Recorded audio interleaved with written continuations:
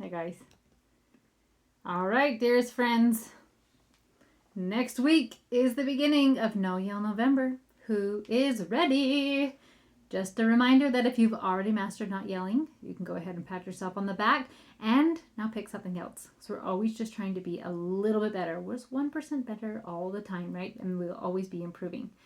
Like I said last week, I will be working on not being critical the whole month of November, and I am excited, and I bet my darlings are super excited, and my husband, I bet, is super duper excited because that is something I definitely have wanted to work on. So I'm excited about that. The videos and workbooks are out in Mama's Members, and the first bonus call for No Yelling Group will be on Thursday the 28th. So come check out Mama's Members if you want access to all those awesome things. And let's get this party started. All right. Today I want to talk about mistakes. I had a friend call me up the other day, and she was feeling very stuck with her teenage daughter. The daughter had picked her schedule, and she's also homeschooled, all those things, right?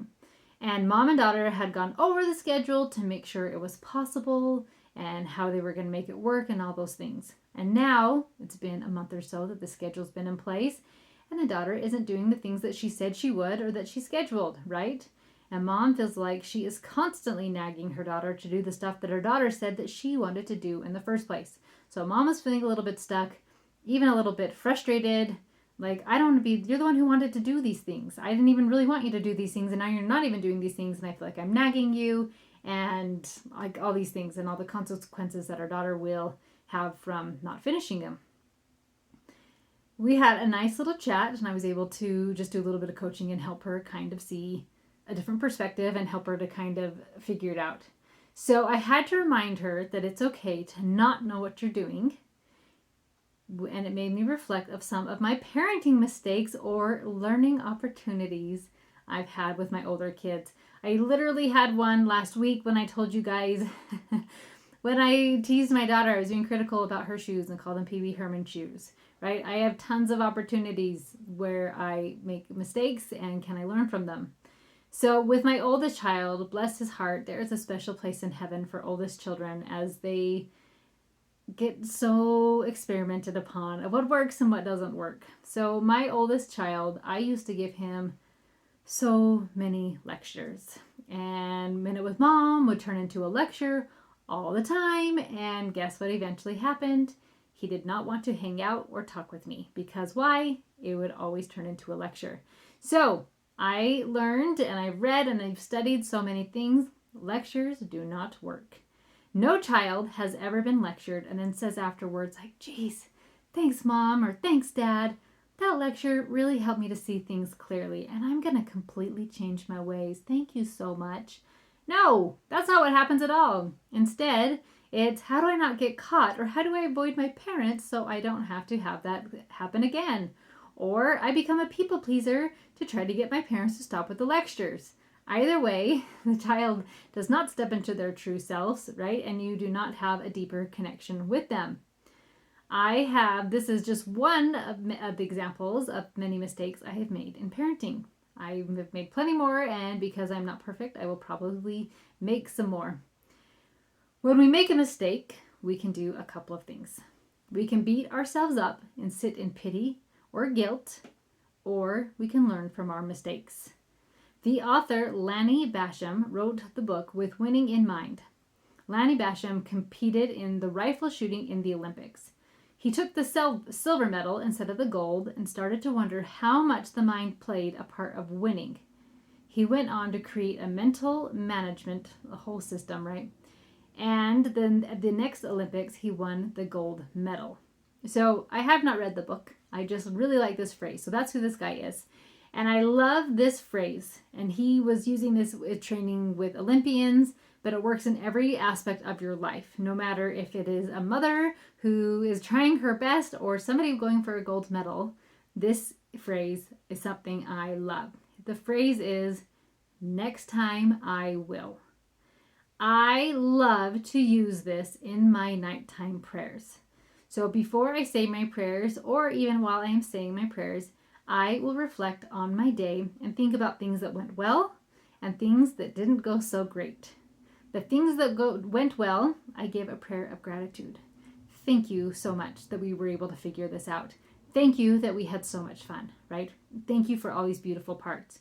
Then if I have the parts where things did not go well and areas where I maybe made a mistake, I make a plan with God that next time I will what? So instead of just saying, I'm so sorry, help me not to do this anymore, that doesn't really give us the momentum to not keep doing it, right? Like, okay, help me not to do this anymore, but I don't know what to do instead.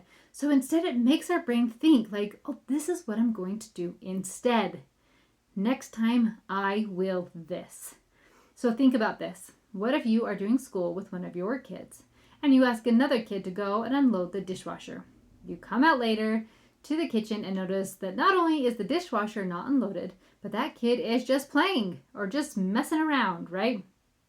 Let's say you feel very frustrated and yell at your kid. That night, as you are saying your prayers, you can ask for forgiveness and then make a plan for the next day. Next time, I will, then what? Maybe next time I will take a deep breath and calm myself down before I speak to my kid. So if you think about this, if you were praying and you went in and you snapped at your kid for not unloading the dishwasher, then when you're calm, all those things later that night, you could stop and really think like, okay, next time, okay, I felt super frustrated. So next time I'm going to just take a huge deep breath and calm myself down. So maybe I have to do a few deep breaths. Maybe I need to walk out of the room before I come back in.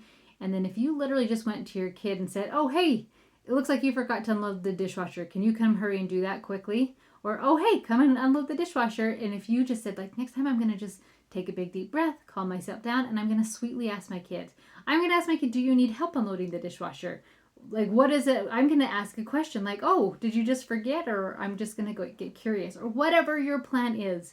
Make a plan. It's so much easier to know what to do if there is a plan, right? If you get in your car and you're saying, we're going on a trip, and you just start driving, it's not going to be very much fun when you don't end up anywhere because you don't even know where you're going.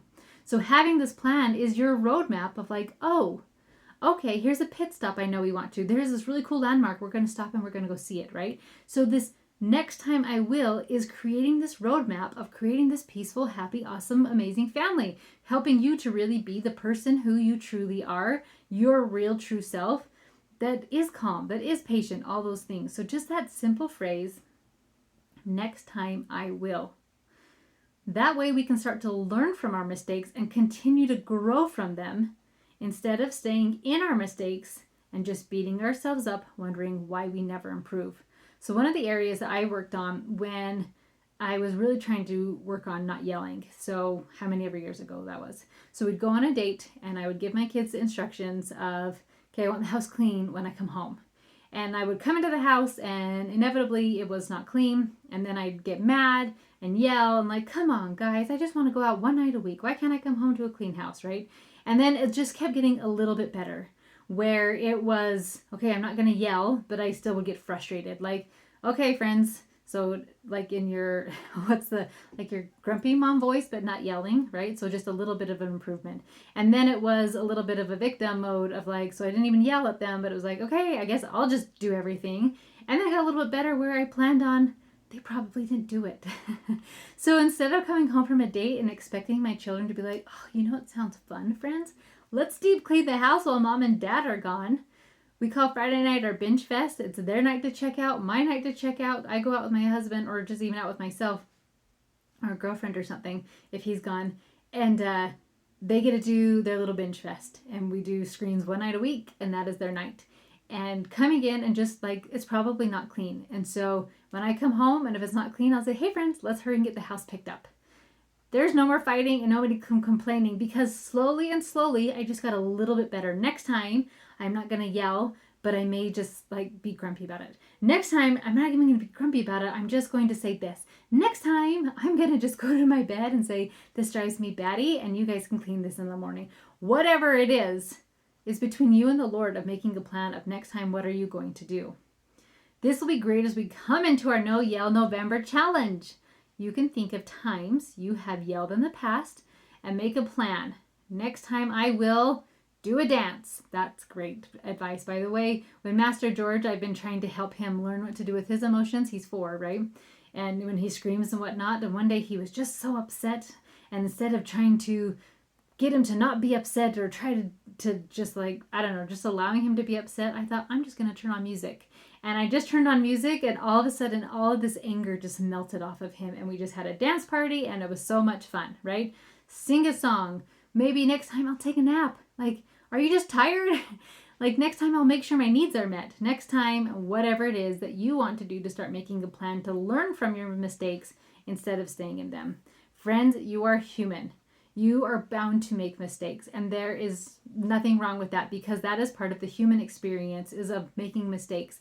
And I want to challenge you to make a plan to learn from these mistakes. Next time I will do this to be a little bit better. And instead, I don't need to make a humongous jump that's impossible. So if you yell at your kids when you come home, so not like, well, next time I'm going to come home and we're going to do a big group hug and sing Kumbaya, like that's way too far. But like, what's one little thing I could do a little bit better? I want to challenge you guys to, especially as we go into No Yell November, to really take this to the Lord of next time I will what? And just watch yourself get slowly and slowly better as you learn from your mistakes and stop staying in them. All right, have an amazing week, and I can't wait to see you guys in the No Yell November challenge. See you guys.